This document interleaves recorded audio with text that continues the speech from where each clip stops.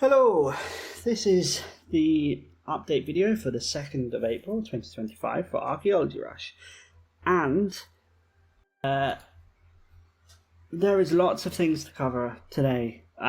Let's get cracking. So, the first thing is, there is a whole new dimension for the world map, which is great. I felt like the billboard kind of style really fits the aesthetic for the world map, and it made it different from the existing levels.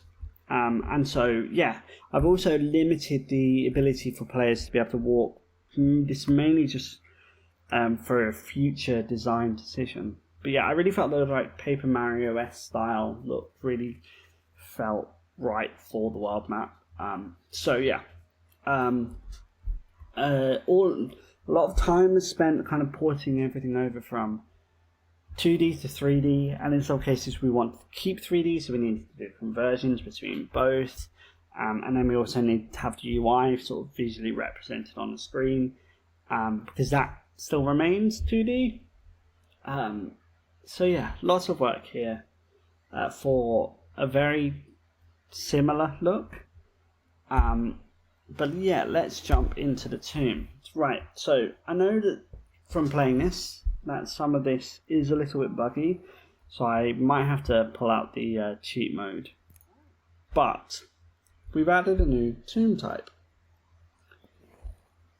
This is the slide tomb type, and you'll recognize this from previous videos, and it's basically just where the tomb, that kind of Indiana Jones, yeah, this is what I thought, that kind of Indiana Jones-esque tomb like slide thing is basically that level, the point of that level. We're gonna just have to manually open the doors, which is fine, and then we're gonna have to force the load of the next one. I think there's an issue with just setting up one of the collections for one of the game types.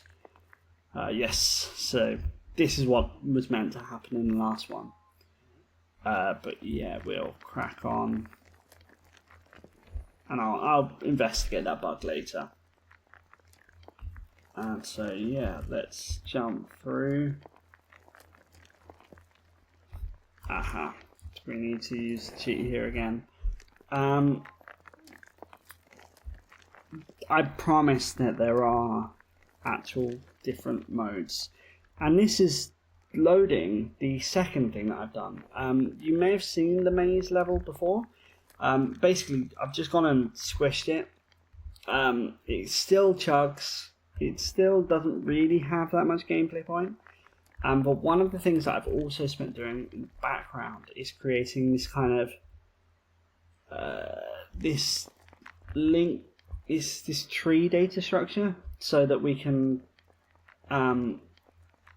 in the future, I can use that tree data structure to know kind of, hey, where I can place buttons and whether those buttons are accessible and open doors, and so we can have different routes. But I want to make sure the main path is completable. And this is what the other ones are going to look like.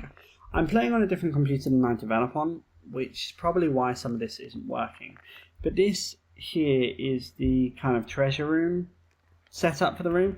So basically you have these little kind of ladders that help you avoid the rolling ball. So yeah, that is the bulk of the work. Apologies if this was quite quick, because actually it's the sixth time that I've recorded this video. I'm just going to let the little bowling balls just smush and correct. But yeah, it's coming along nicely. I'm going to work on more level types over the next week and not get distracted by the 3D world. And I'm going to work on the actual narrative also soon.